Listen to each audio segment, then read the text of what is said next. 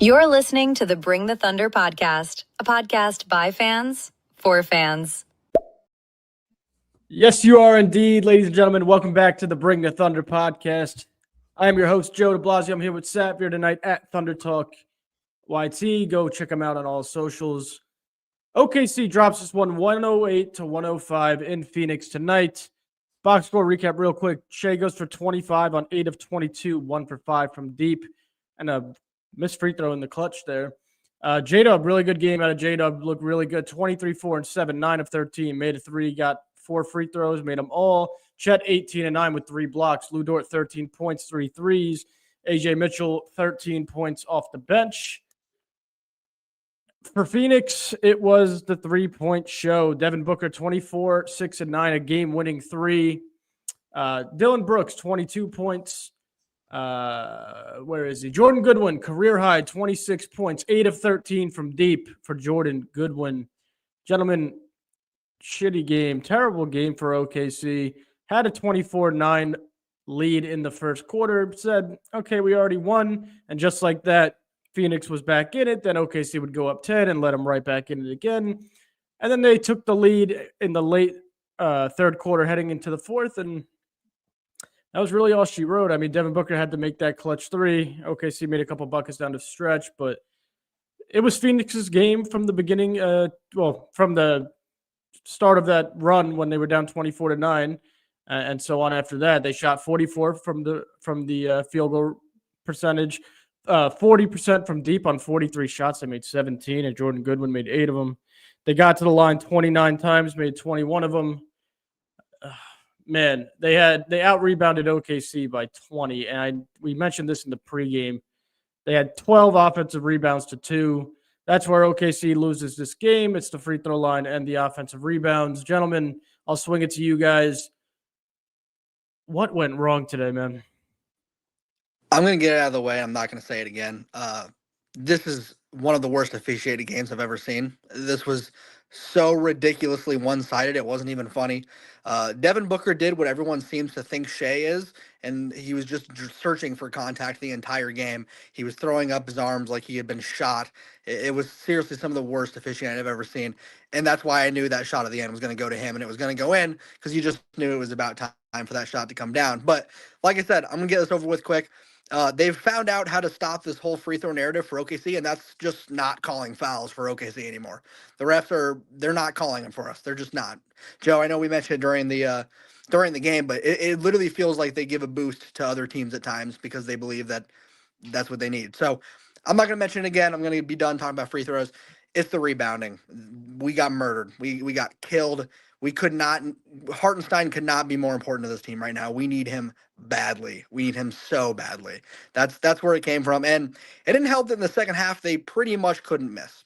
They were electric. Like you mentioned with Jordan, we were just leaving him open. The defense was not working tonight. It was just watching him shoot corner 3 after corner 3 after corner 3. And he was clearly not missing. It wasn't one of those things where it's like, that's all right, flip the coin, he'll miss eventually. No, he actually won't. I mean, it was insane how hot they were, but how hot he was. So I'm not going to say this game was lost because of the refs. Obviously, there were problems we had, but the biggest two were the rebounding, and the defense just gave up on that end. Yep. And the point I'll make is they kind of beat us in a way where our defense wasn't good again tonight, in my opinion, Joe. Looking at the stats here, they kind of back me up when I say this. Did 15 points off of fast breaks, and we had an 18-point lead. And that's really how you pretty much destroy your leads, is if you let a team get a bunch of fast break opportunities. That really gets you back into the game, and it also swings the momentum in their favor. And once the momentum kind of shifted, you saw them build back into the game. That's really where I had a bad feeling in my gut where, we're missing some key guys. Some guys are not playing their original minutes. And, yeah, it definitely can kill our flow. Mark's mentioning when other teams are getting to the line constantly. I do agree with that. But it's something that we have to deal with as Thunder fans. I've kind of just gone away from the narrative altogether of bad officiating because I think we've been dealing with this since the Thunder have been around. I mean, it's always been bad officiating against us. So it's not something that's new, but we have to kind of be ahead of that curve, and that's where beating teams by 10 plus, taking games early. That's really what's going to help us lock in those wins, especially when we're the hunted right now, and so we shouldn't expect calls to come our way. We shouldn't think things are going to fall in our direction, because right now everyone's kind of gunning for us, and we can put the refs into that category as well, right? Like the NBA would rather see the West get more competitive rather than us just take the first seed. By the time playoffs roll around, they want to have a narrative around, oh, who's going to be the first seed, blah, blah, blah. Even that one year where there was 6 teams going for the first seed and there's 3 games between them. They prefer that. And for us, we got to take care of the games. And I feel like, again, leadership-wise, by SGA, we go as SGA goes, and the nights where he doesn't look good, we don't look our best. One thing I did like about the game from a positive perspective, the big 3 were showing up in this. Obviously, Shea only had 25, didn't play the best defense. I didn't see much from the steals and block side as well. I think the defense was lacking in this. I don't know what's going on with the defense as a whole. It just doesn't look to be a top 5 defense. It feels like we're kind of going into the gutter. I think we need to hang our hat on defense. I think Shea just was quoted saying that before the new year, and it doesn't feel like we're heading in that direction. And a lot of that has to do with Case and Wallace only playing 18 minutes in this one. But I think we need to just tighten up our rotation a little bit, and know the couple of guys that we're going to play and play them a little bit heavier minutes. Those are the games we're going to win, especially with the way teams are kind of hunting us. I think Mark got that one game right where he played a lot of the guys a little bit heavier minutes. And I think moving forward, if we don't do that, we're going to see a lot of closer games. Yeah, for me, I mean, I thought the defense was all right. Suns scored 108 points.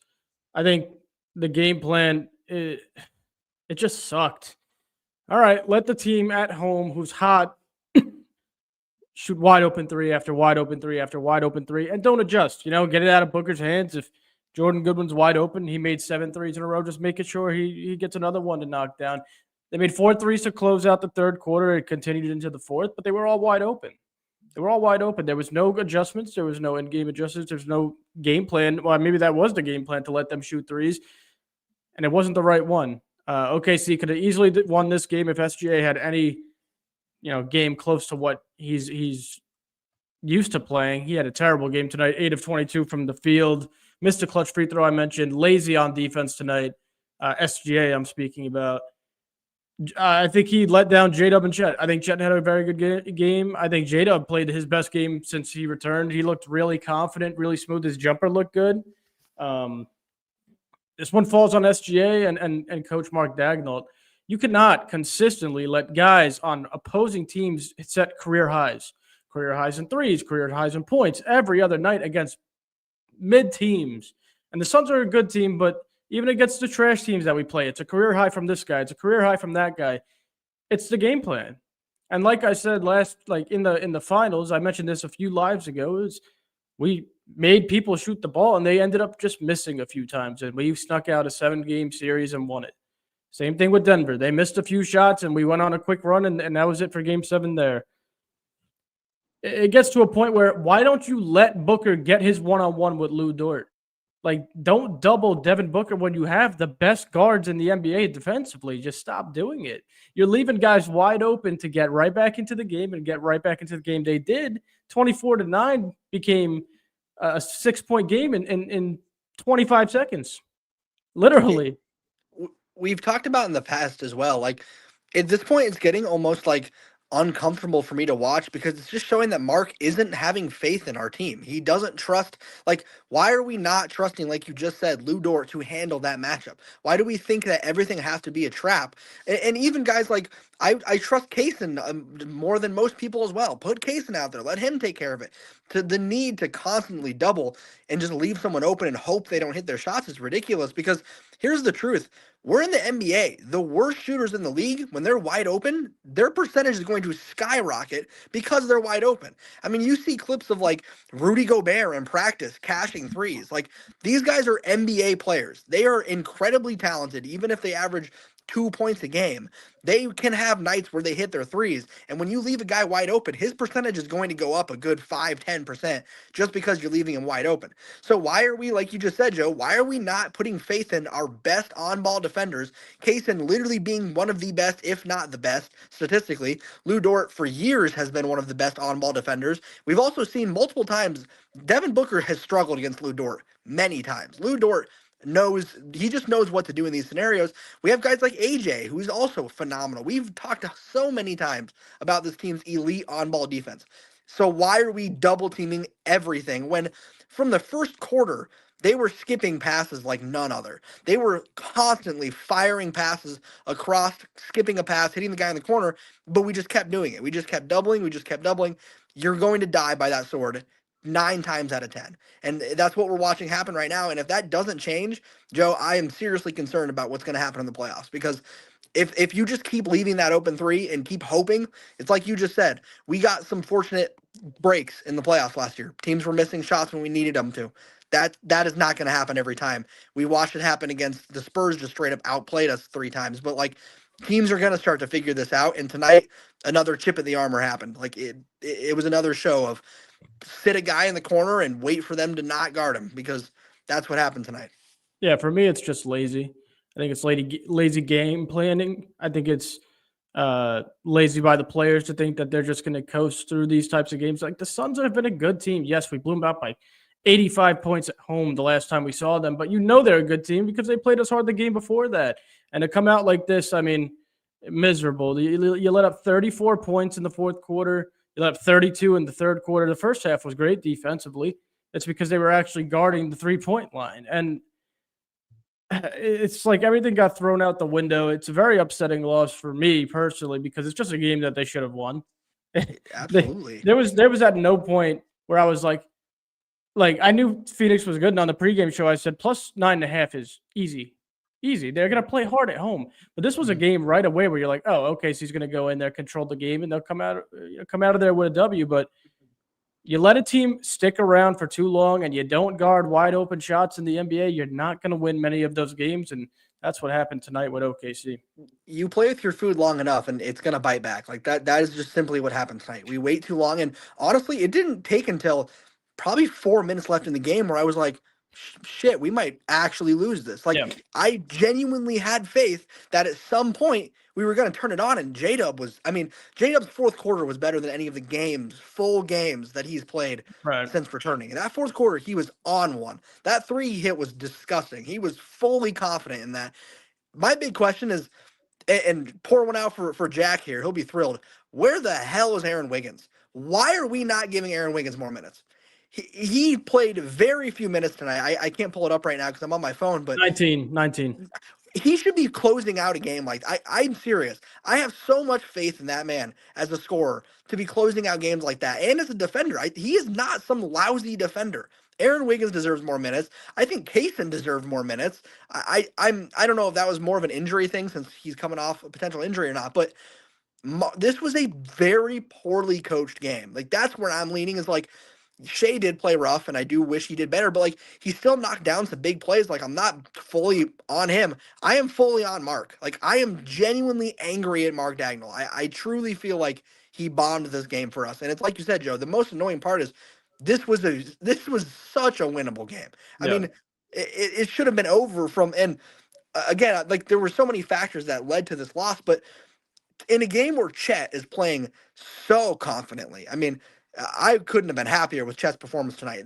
So confidently, where J-Dub turns it on in the fourth, where Shea is still being able to take care of business, and you tell me we lose that game to an unhealthy Suns team? And granted, we're not the healthiest. We don't have Hartenstein, but we're just getting murdered on the rebounds. They weren't even playing some of their other bigs. Like, it's not like we were severely undersized. Like, they weren't playing Kaman Malwak at all.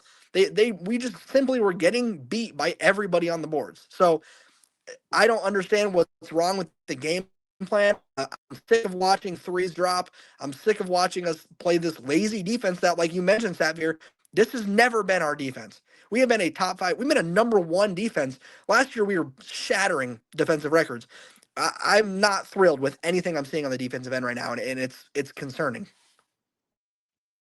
Yeah, most definitely concerning. I'm gonna piggyback off what you're saying, Gabe, we just went through the Alex Caruso numbers analysis for the members only, and his numbers are down. Same with Lou Dort, his numbers are down. For me, they shouldn't be seeing the last 4 minutes on the court. Like, I'm sorry, like they bring great defense, but we have other defenders. We have Cason Wallace, we have AJ out there that can produce pretty good offensively, and also Aaron Wiggins is the other name that I want to mention.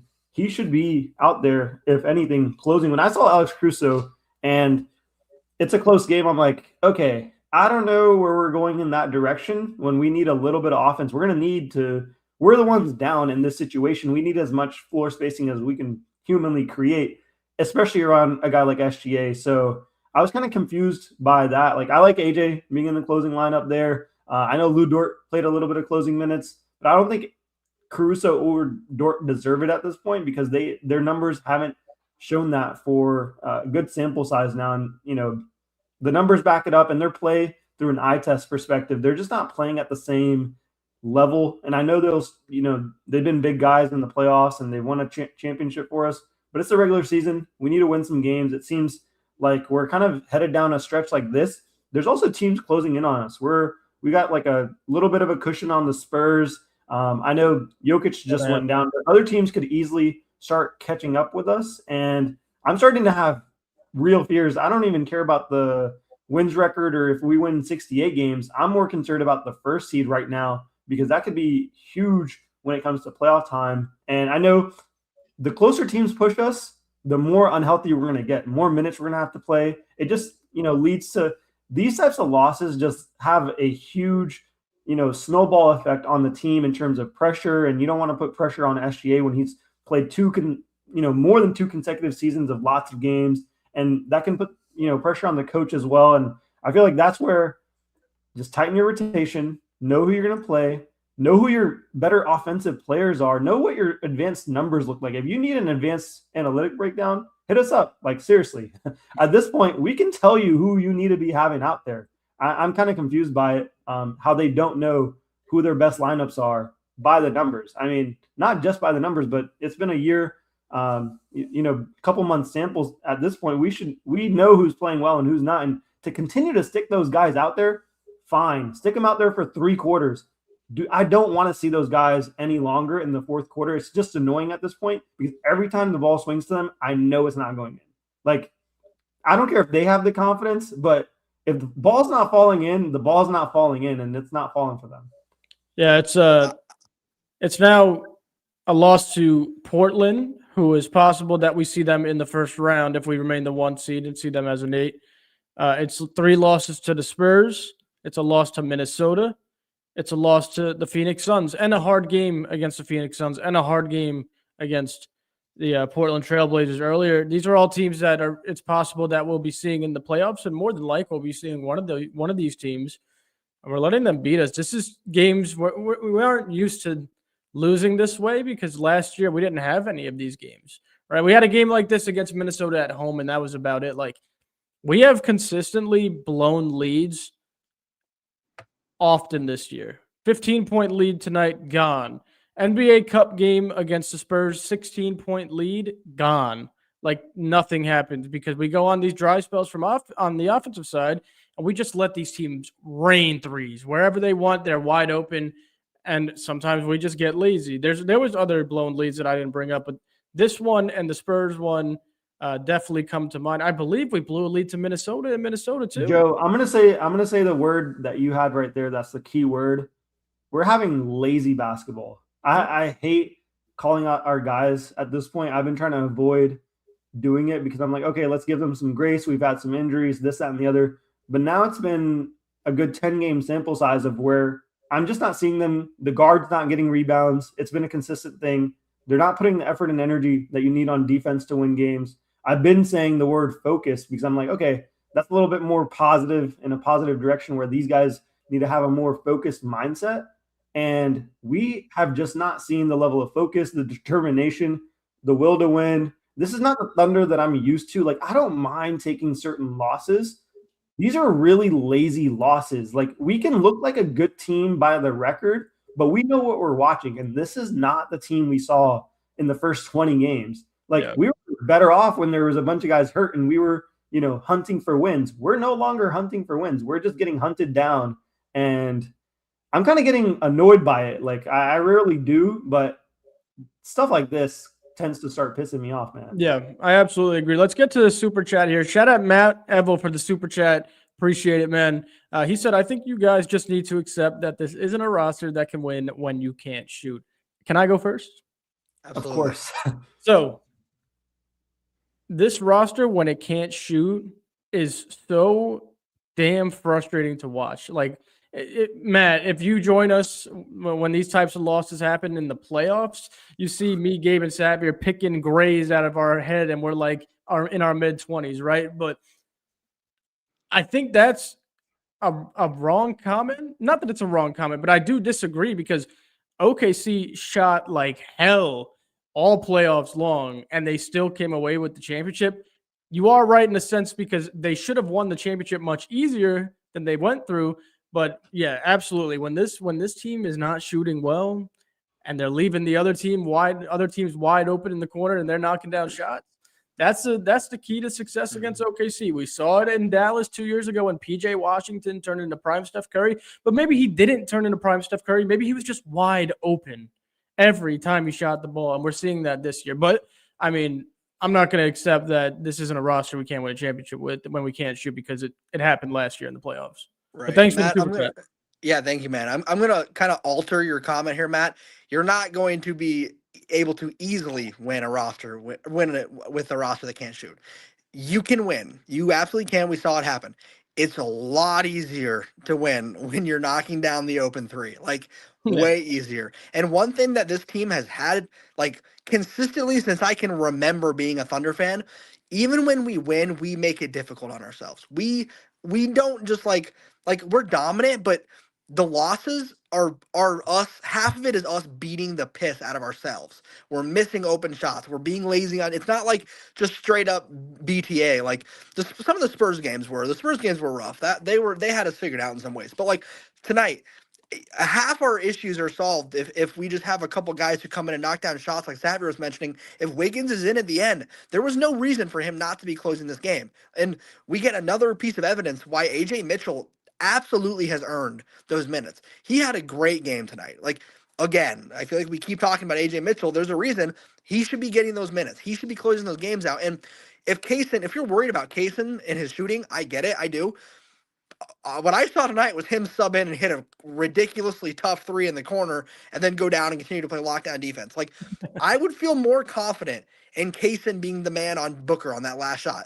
Like, I would feel more confident with having Kaysen and Wiggins in to solve that problem because Dort was in, and in one of those last possessions, he passed up a wide open three. And yes, he gave it to Shea, who, yeah, we won the ball in Shea's hand, but you're affecting the flow of the ball movement in that moment. The ball hit him right in the hands. He has a wide open three, and he immediately swings it to Shea. Kaysen ain't swinging that. I can tell you that. He's putting that shot up, and maybe it misses. That's unfortunate. It doesn't fall, but I agree with you, Sapir. Dort, I love the guy. Like, I will defend that man.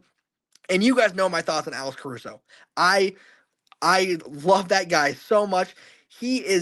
Right now, he is doing nothing in those fourth quarter. He is running cardio, dude. Like, yeah, he'll tip a couple passes. He'll play some tough defense.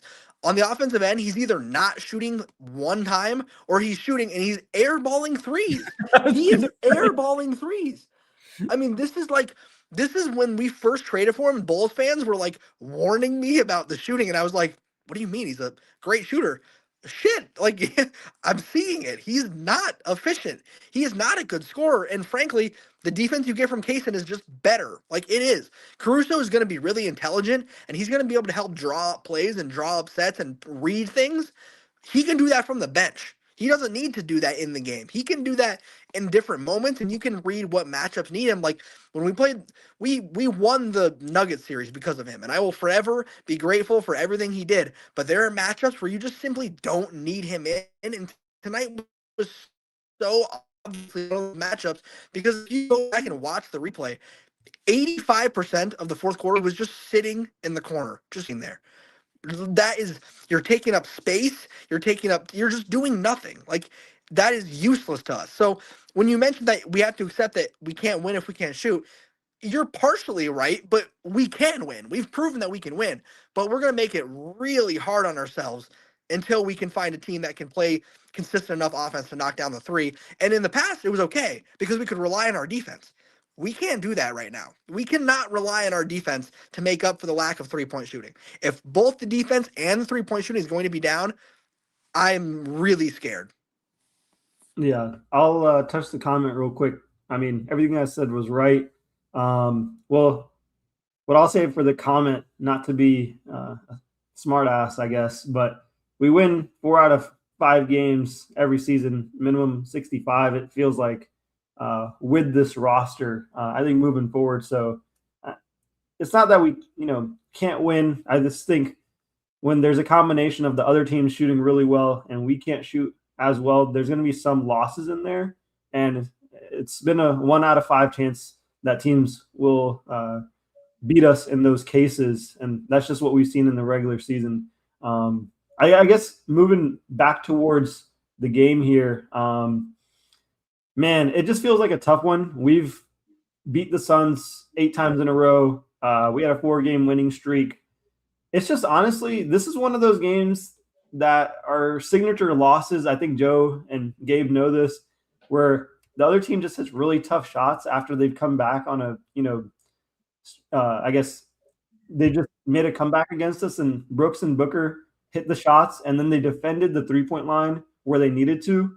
And on our side, we couldn't do that. And that's just how the cookie crumbles for games like this. We kind of have to just move forward because, honestly, we have the Hornets coming up, and these are kind of the trap games where you come off a really tough loss mentally, and then you have to bounce back and beat the next team that's hunting you down again.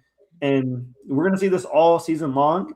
And I think a lot of fans mentioned this, and I didn't take it too much to heart because I was like, oh, we got a great team. But we have a tougher schedule than the first half of our schedule showed. And that's just the realistic nature. I said this in January. If we start losing games, it's going to start getting real rough for us really quick. Like I said, the snowball effect of one loss, especially this year, getting, throughout the whole year that we have games left, we have a gauntlet of games to go. And these guys need to lock in right now. Like, I don't know if they need a players-only meeting, whatever it is, but they need to just come together and just say, hey, we can't afford to have these types of losses. Let's handle our business in the 3 quarters that we know we can. Because against a team like this should be a quick 3 quarters in and out. We're resting and not taking our foot off the gas in the second and third quarter. That's something I'm going to fault Mark for, is he'll put up lineups a little too early and allow teams to come back. No. Keep that same energy with SGA in there. I don't want to see all 3 of the big 3 on the bench. I need one of them in the game at all times. That there should be certain rules and parameters. We need to make a little rule book for Mark, and I think we'll conjure up a nice little graphic for him. But there should be a rule of Aaron Wiggins has to be in every lineup. Either you need AJ out there alongside SGA, and do not take Chet off the floor when you don't have Hartenstein in the last 4 minutes. Please, for the love of God, please stop doing that, because we don't have it rebounding in the first place anyways. Any of our guards are not getting the rebounds right now. And this is where we're missing J. Will as well.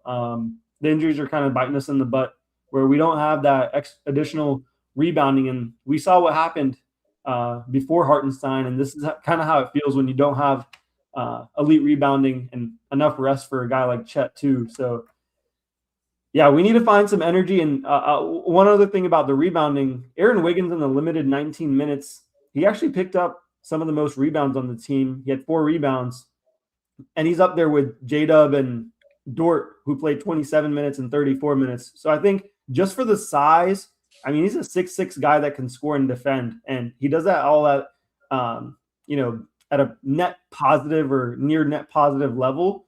And I'll take that over guys that are net negatives right now. I need to see more Aaron Wiggins. And this is not me no longer asking. This is like, you need to play him more minutes. There's not a and if or about it. Yeah, so for me, and I appreciate the super chat, it comes down to just getting Wiggins in the game. I was watching on the Suns broadcast tonight, and they were perplexed because they're like, oh, Aaron Wiggins shoots 40% from the 3-point line this year, and he's just not getting the shots up while he's in, and he's not even playing as much as he should. It's quite frustrating. I'm not going to talk about it too much because I've been talking about it for about a year and a half now, and nothing's going to change with that. So This is a good comment by Mark here. We haven't seen Joe and Kenrich. Kenrich has brought a lot of energy to the recent games. I don't honestly mind seeing him over some of the other defenders. He may not be the best defender out there, but at least he's going to put the effort and energy in, and I know what I'm going to get out of him from that side. And then also Isaiah Joe, one of our top 3-point shooter on the team, isn't seeing more than 20 minutes a night on a consistent basis. I just think we need to see some sort of offensive consistency, and we've broken down who those offensive guys are, and those are the guys that should see more minutes, point blank period. Like, the defense is already lacking it anyway, so it's like, might as well get some offense out there if the defense is going to show up. Yeah, I just wanted to get to some of our members' comments here just because we will prioritize all the comments, but we prioritize the members' comments first and obviously super chats as well. Austin Roberts, welcome in. He said he didn't get the notification. Well, put post notifications on. Austin, come on now, man. But he said, where was his comment here? Okay, he brought up the Warriors, the 2018 Warriors when they won 58 games or whatever. Yeah, I'm not really worried about the record per se. I'm worried about how we play during these games and how we lose in these losses. And tonight was a bad loss. Minnesota was a bad loss. That NBA Cup game was a bad loss to the Spurs. Just like games that you could have won and you're just giving them away. That's kind of the only way to beat OKC, right? It's either shoot 90% from deep. We say it all the time. My mic is going crazy. Shoot 90% from deep, or OKC beats themselves. And tonight was one of the nights that OKC beats themselves. There was one more comment that I wanted to get to. Gabe was talking, and okay, yeah. Scott, appreciate the comment, man. But yeah, the whole idea of sitting in the corners to create space. But he's talking about, yeah, you're supposed to be able to create space with guys in the corners. But if you can't shoot, if you got Caruso and another guy in the opposite, and Lou Dort, who aren't great shooters this year in the corners, that doesn't create any space. That just makes them wide open. And we'll kick it to them. They're going to miss. And unfortunately, they're not even hitting the rim at the moment. So that's what Gabe means by, like having guys in the corners. Like if you put Isaiah Joe and Aaron Wiggins in the corners at the same time, well, yeah, we're going to start making some damn shots, but they're not in the game for some reason. So, I also want to comment on that. And you can create space by having guys out there. And as Joe's mentioning, those guys can take the shots, but it's also a net negative when teams are running fast breaks off those misses. That's the most likely time where teams are going to run fast breaks off of misses. And you have a ton in a row. That's where it can really cost us. And also, if you guys haven't noticed, I'm a big believer in rebounding, and possessions win basketball games. Possession wins in a lot of sports. And when you don't control the possession and you don't control the flow of a game, that's when you kind of let it go out of hand and you're no longer in the seat. And that's what I was talking about with the momentum. You start missing a couple shots, boom, they're on a fast break, and then you can't regain that momentum back. It's not so easy, and you don't know exactly what cogs to put in, and it becomes a tougher mental battle of like, okay, these are guys that are missing, but I want to stick with them because they're my guys. Now, you're kind of in an if and and situation, and we can't, put ourselves in that any longer, at least. I think we've got to just shore up our lineups here and get towards those offensive pieces. And I don't think Dort and Caruso should see the floor together at the same time.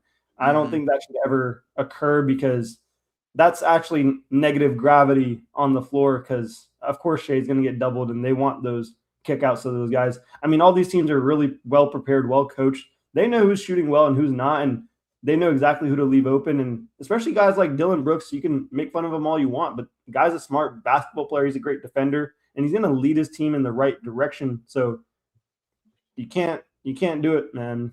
You can't do it. And Mark, Gabe, really quick, I'm just going to say Mark's right here too. I mean, they converted on almost every offensive rebound tonight, and they converted on every turnover. We had 9 turnovers. They had 18 points off turnovers. So that's not winning formula. Yeah, going back to the other comment, Scott, obviously I understand how spacing works. Like, I'm not calling you guys dumb, but look at the last play, for example, when we had the play where we ended up making it was where Chet got the rebound and whatnot. But on that drive, Caruso was wide open in the corner and no one was guarding him. Instead, they're clogging the paint and making it difficult to score on the inside because, like Joe mentioned, yeah, it's meant to create space. There's no threat there. They're not going to guard that. And rightfully so. The last shot Caruso had shot, it was a good 3 feet past the rim. I mean, he airballed that like it was gone. So it's not the concept of it creates space, absolutely, but not when you can't shoot. And you mentioned it, Savir. If you're putting Isaiah Joe in that corner, they are going to be in his mouth, like taking up as much space as possible. Yeah, whoa. They're going to take up as much space as possible, and then your space is created. That's phenomenal. Why is he not in the game? Like, why is this not happening? And we also talked about that idea of like possession and rebounds and whatnot. Here's a genuine question for Mark. Why are we not giving Brandon Carlson minutes in this scenario? He puts him in for 6 minutes, roughly 7 minutes, 8 minutes. The guy is like on a heater right now. Like in his minutes, he has been incredibly efficient. We're getting murdered on the rebounds, and he won't put in the 7-foot center. That's mind blowing. Like actually mind blowing. The last game Carlson played, he had a double-double. What are we doing? Why is this kid not playing minutes? Talk about not trusting your players and sending a message to him that's pretty much saying, you don't mean very much to us. We don't have faith in you to go out and take care of business right now. You're telling me that Brandon Carlson couldn't have given like Oso Igudoro a run for his money on the boards? He's like a good 4 inches taller than him. He can help on the offensive boards as well. He's a really three-point good. shooter. He's a three-point shooter. And honest to God, I think it's when he missed the alley-oop from Shea that Mark was like, we're done. You're getting pulled. It was not a good place. He was behind the backboard. Should he have made it? Yeah, sure. It was Shay's not the best lob thrower in the It wasn't like a great play set up. But I really think that's the moment where Mark was like, you're done. And we never saw him again. We got destroyed on the rebounds. We have a 7-foot center just sitting on the bench, watching, getting water for Chet, like while they're both on the bench next to each other. That is insane to me. That's just terrible coaching. That is awful. Yeah, rough night for Mark, and I really hope he figures it out because like I'm like playing the game back in my head right now, and I'm watching us just give up the corner threes with a pretty damn good shooter over there in Jordan Goodwin, right? He made 8 out of 13 tonight. I'm just like, wait a minute. Shay's driving, getting triple team. Why can he not just have Aaron Wiggins in that corner who's shooting 40% from deep? Doesn't even have to be Isaiah Joe, who's just a shooter, right? Aaron Wiggins is a guy who can create. He plays decent defense. Isaiah Joe is the best shooter. Isaiah Joe is the league's best shooter, bro. If you don't want to put Isaiah Joe in the game because of his defense, right? You throw Aaron Wiggins in the game because he's a 40% three-point shooter. He could create offensively, off the dribble for himself, isolation. He plays defense. He can get out in the fast break, put him in the game. No, like J-Dub's driving, 3 guys. Shay's driving, 3 guys. Fine, that's great. Have somebody there. Wiggins or Joe. I'd prefer Wiggins just because I know Joe's probably the best shooter on the team. Wiggins could get back on defense and play as well as anybody on the team as well. So, I mean, there's got to be some type of like Wiggins did something to Mark that we don't know about because like, damn, bro, put him in. Guys, I've got some numbers breakdowns for you guys. So at the halftime, the Suns had 16 free throw attempts. The Thunder only had 6. Shea only had shot 1 free throw up to that point, and it was a technical foul. And the Suns had put up 22 three-pointers at the half. The Thunder had only put up 16. And obviously we had a lot more two-pointers than they did. But if we continue this trend against every team where we're putting up a lot of two-pointers, and I know we can do that because we have a great jump shooting team, but I mentioned this, jump shooting teams with no defense don't tend to win games a lot. And we're turning into that trend of we're over relying on the 2-pointers. And when you have a guy like SGA that can knock him down anytime he wants, that's fantastic. But if we're going to only solely rely on a lot of just paint presence or just 2-point shooting, and other teams are just out shooting us tonight, I was looking at the numbers as well. By the end of the night, they'd outshot us 43 to 32 shots on the 3-point line. When you're getting outshot in that way, you at least need to keep up with the other team's offensive output on the three-point line in every single NBA game, especially in the modern NBA, or you're going to have games like this where you lose close ones. If we're not playing good defense, I honestly don't mind. At least get some more shots up. And on the term of getting more shots up, we need shooters in the game that are willing to shoot because they don't think they're going to miss. Wiggins actually, I almost just said something crazy, but Wiggins will put it up for sure. He will shoot it every time. Exactly. And we also shot pretty poorly. We're struggling to put in 12 3-pointers a night. Like, we can't get to that 12 or 11 number. It's like we could put up 50 shots and we only hit 11 of them. It's like every single night I'm seeing that as a trend. And obviously we're shooting nearly, really low percentages, middle of the league. And I just don't think it's enough. Whether we need to get our volume up, I wouldn't mind that. Or we just need to get the right guys in the game. And I think it's a combination of both. Get both. Right. We need more three-point shooting and the right people in the game to take those shots. I think those two go hand in hand, Safi. A really good point by you. Like, the volume will go up if you have more three-point shooters in the game because that just opens the floor up more, and SGA will get to the paint, and they're going to have to double no matter – it's SGA. They're going to. No matter who's in that corner, they're going to double or triple SGA if he gets into the paint. And, we're going to shoot the hell out of the ball if Wiggins is in that corner. Like, if a guy like Caruso who's been struggling, or like Gabe mentioned earlier, Lou gets it in clutch time and passes the ball up, that's a problem. And, like, I thought Lou played a pretty damn good game up until, like, the fourth quarter. Like, I think he shouldn't have been in at that time. I mean, that's not his fault. It's the coach who puts him in the game, right? So, but I think there's a really simple fix to this OKC team, and it's either Aaron Wiggins more minutes. I prefer Wiggins. I always have. You could throw Isaiah Joe more minutes if you want it. Just he's kind of matchup based, or just get a guy. Just go and trade for a shooter, and like anybody at this point. Because if OKC made shots, they'd be the best team ever. Here's a serious like possibility. The fact that we're too deep is clearly a problem for Mark. Like, Mark cannot handle this. It would suck, but it's not the worst thing in the world to trade away some of our depth for a shooter. So Mark is literally forced to only play the players that are going to be good. Like, I would hate that that's how we have to manage having too much talent, that we have to trade him away just so our coach can realize who he needs to be playing. But if that's what it takes, ship some players. Like, I'm so serious. And that would suck. Like, I would hate that. If it takes trading, like multiple of our bench players who get minutes just to get like a sniper off our bench, and that leads to Mark ultimately playing guys like Wiggins and this new player more, I would take that at this point, because we can't rely on Mark to pick. Like, he's so obsessed with experimenting and shuffling the deck and throwing out this lineup that he's convinced is going to work. But then when it comes to like the important moments, it's like right back to default. Go back to the starting lineup. All of a sudden, we're afraid to play Wiggins. We're afraid to play Joe. We're afraid to play Brandon Carlson, the 7-foot center, when we've been out-rebounded by 20 rebounds. That is a joke. That is a serious joke. So then you just start, like, if we trade for an actual like scorer off the bench, Joe, I'm afraid it's gonna need to be something that's gonna cost something. Because otherwise, I don't know if I have faith in Mark to use his brain and actually play players.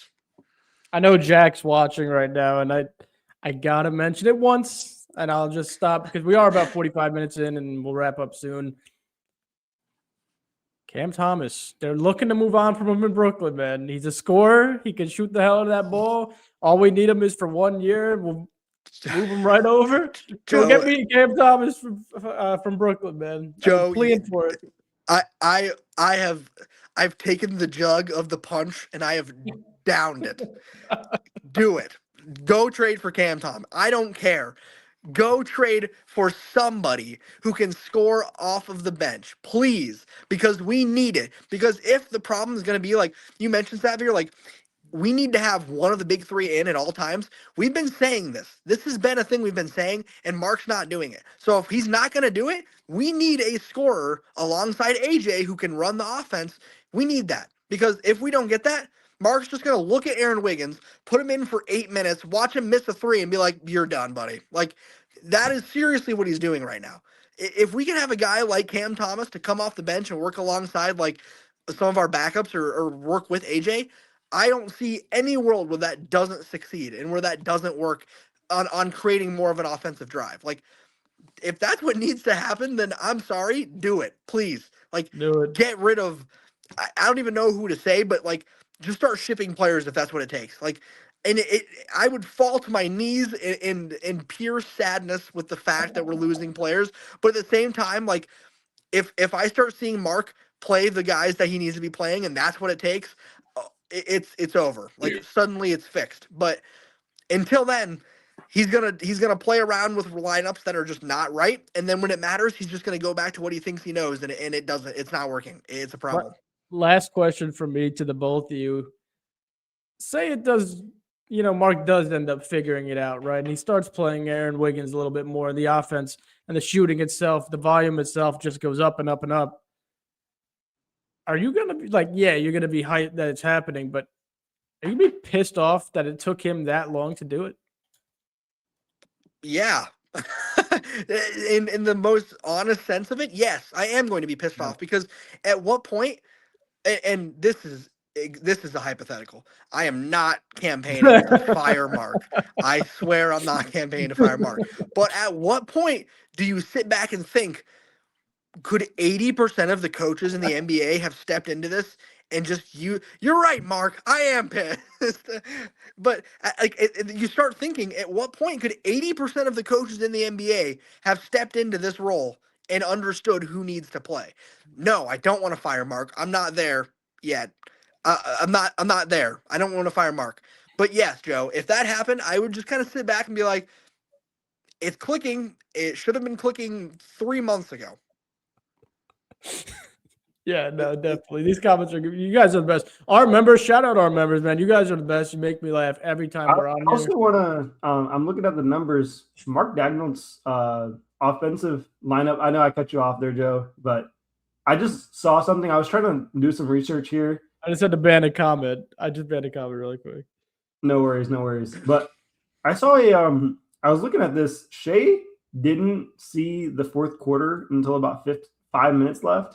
And I've been mentioning this as a problem as well. Like, his rotation for Shea should be on the front end of the game, not on the back end of the game. I need him fresh and ready to go. And I feel like Mark's gotten so used to the fact that we blow out teams in the third quarter. By the time SGA needs to be in the game in the fourth quarter, we can't put him in for 6 minutes because he's dang tired. And he's running him to the ground in the end of the third quarter.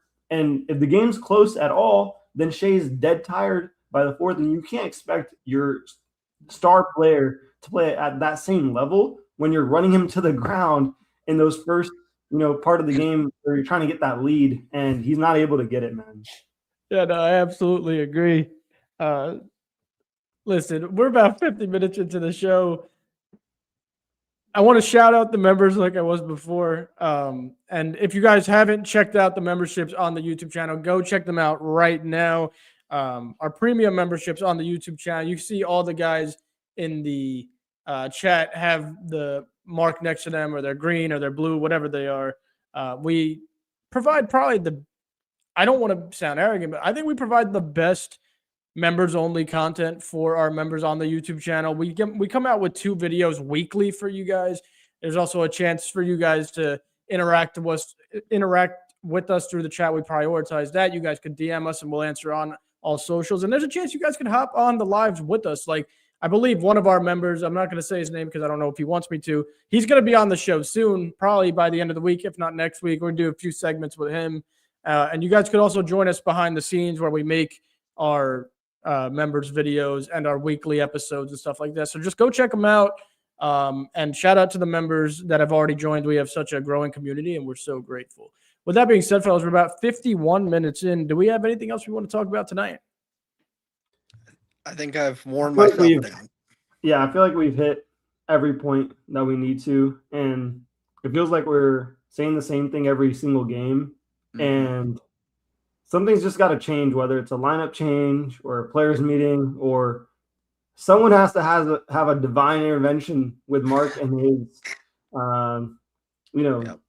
trying things out. I was cool with it because it was a new thing and new strategy, and he's led to us having a great defense and everything else and winning a championship. And we know it works out in the playoffs, but man, is it frustrating when you know you should win games, when you're the better team in pretty much every single game you're playing, and then you're having these weird losses, and you look at the numbers and they tell you a story, and you just don't listen to it. And that's how it is for me, at least. Yeah, I think I agree. Couldn't agree more. Yeah, I agree here with Austin. He said make a trade for a shooter, and then boom, we're golden. Yeah, it's like it doesn't even have to be like a sniper who shoots like high 40s percent. He just got to shoot like high 30s for us, and we'll be in a better position than where we are. Yeah. For me, I do want to personally thank Austin Roberts. He's one of our members for keeping me updated on the Steelers-Ravens game. Steelers making the playoffs. Look at old Rodgers making the playoffs. Good for him. Austin, that's a playoff now on the AFC side without Mahomes, Lamar, and Burrow. That's going to be one hell of a playoff on the AFC side. Remix, I'm scared to ask what the condition is, so I'm not going to, but you could always tell Jack and let me know. And then to all of our members, the Bring the Thunder podcast is going to be down in Oklahoma City from January 8th to the January 25th. Get in touch with us. We're going to do a little meet and greet. We're going to do some shows down in OKC. We'll be going to a few of the games and doing some content outside of the arena. So get in touch with us. If you want to come meet us, come see us. Absolutely, we will be there, and we're excited for it. And, gentlemen, anything else? I think that's it. Xavier touched it really good with the you had a bar there at the end about the game writing a story and you're not listening. So good. That's the best way to put it, because it's concerning for now, but let's just keep rolling and see what happens. All right, Remix again, tell Jack. All right, everybody, thank you so much for tuning in. If you like the video, like the video. If you're enjoying the content, subscribe to the channel. Turn post notifications on. Austin, I'm joking. I know you have them on. It's probably just a bug. Go check out the premium memberships, and we will see you guys tomorrow for a pregame around 1 o'clock Central, maybe 2 o'clock Central, and we'll be on for our postgame live after we beat the shit out of the Hornets. We'll see you guys then, and Thunder up, baby. Let's go.